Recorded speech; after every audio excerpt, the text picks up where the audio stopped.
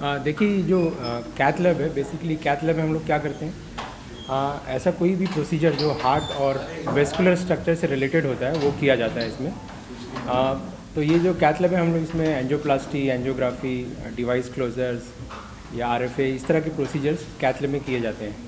तो ये cath lab जो है हमारे यहाँ जो अभी आया है, ये एक सबसे एडवांस कैथ लैब है। ये जो टेक्नोलॉजी यूज़ की गई है ये सबसे एडवांस टेक्नोलॉजी है।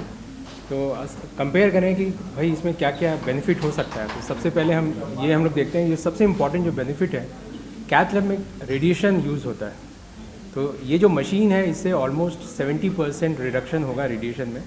तो इससे पेशेंट का कोई जो रेडिएशन होता है उसमें भी काफ़ी रिडक्शन होगा इसमें।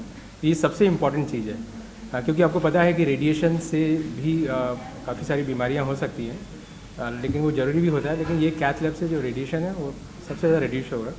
उसके बाद इसमें ये इम्पॉर्टेंट है कि इसका जो रिजोल्यूशन है, इसका ये जो हम लोग इमेजेस देखते हैं वो इतना क्रिस्टल क्लियर है कि इससे एक तो प्रिसीजन, मतलब आपके जो एक्यूरेसी है, जब हम लोग कोई प्रोसीजर करते हैं उसमें हमें सबसे इम्पॉर्टेंट ये रहता है कि हमें इमेज बहुत क्लियर और क्रिस्टल दिखे, जिससे आउटकम में बहुत फ़र्क पड़ता है। तो ये जो हम प्रिसीजन की बात करते हैं, एक्यूरेसी की बात करते हैं, ये इस कैथ लैब में सबसे उच्च स्तर की होगी ये। और दूसरा जो टाइमिंग होता है, जैसे ये सबसे इम्पॉर्टेंट होता है कि जब हम कोई भी प्रोसीजर कर रहे हैं वो कम से कम टाइम में करें। तो ये भी इसमें फ़ायदा होगा, क्योंकि इसमें इमेज क्वालिटी इतनी अच्छी है, इसमें जो ईज़ है, इसमें कोई भी प्रोसीजर करने का वो इतना आसान है कि इससे जो टाइमिंग ऑफ द प्रोसीजर कम हो जाएगा, रेडिएशन कम हो जाएगा, प्रिसीजन अच्छा रहेगा। तो ये सब चीज़ें इसमें फ़ायदेमंद है। इसके अलावा जो स्ट्रक्चरल हार्ट डिजीज़ जैसा रहता है, जिसमें हम लोग डिवाइसेस लगाते हैं या कुछ स्टेंट्स लगाते हैं, इस तरह की चीज़ें, ये भी बहुत ही क्लियर दिखाई देती है इसमें। कैथ लैब की आप लोग शुरुआत कर रहे हैं, मरीजों को कितना फ़ायदा मिलेगा इससे? देखिए, ये जो एक सेकंड कैथ लैब हमारा इंस्टॉल हुआ है, जो मशीन लगा है, it is one of the best and most recent advanced machine है। सेंट्रल इंडिया में पहली बार इंस्टॉल हुआ है। एडवांटेज ये इसमें ये है कि उसका जो इमेजिंग क्वालिटी बहुत अच्छा है। दो, उसका जो सिस्टम वगैरह दिया है, सॉफ्टवेयर वगैरह दिया है, उसमें कॉन्ट्रास्ट लोड जो होता है काफ़ी कम है और रेडिएशन डोज भी काफ़ी कम रहता है।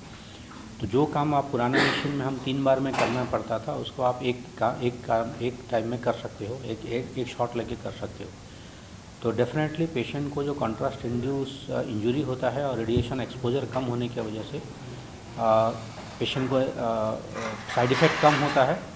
और चूँकि इमेजिंग क्वालिटी बहुत अच्छा है, चीज़ें का जो परफेक्शन जो परफेक्टली काम हो सकता है, जो लॉन्ग टर्म आउटकम के लिए अच्छा रहेगा। ठीक।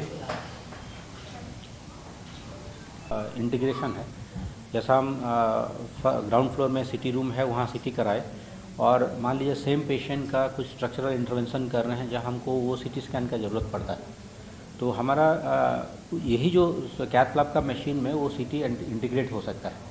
तो आप बार बार ऊपर नीचे आने का ज़रूरत नहीं पड़ता है, या फिल्म देख के नहीं करना पड़ेगा। सेम फिल्म को देख के आप प्रोसीजर कैथ लैब में आराम से कर सकते हो।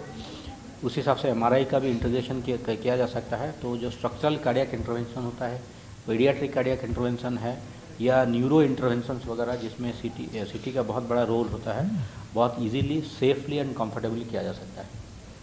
एडवांस मशीन है एट दिस मोमेंट। एंजियोग्राफी में सर खास तौर पे इसका बेसिक एंजियोग्राफी हर चीज़ में हेल्प होता है। एंजियोग्राफी है, एंजियोप्लास्टी है, स्ट्रक्चरल इंटरवेंशन जैसा कार्डियो वगैरह करते हैं, हाँ हाँ या ब्रेन का कोई न्यूरो इंटरवेंशन जिसको बोलते हैं, बहुत सेफ एंड कंफर्टेबली किया जा सकता है।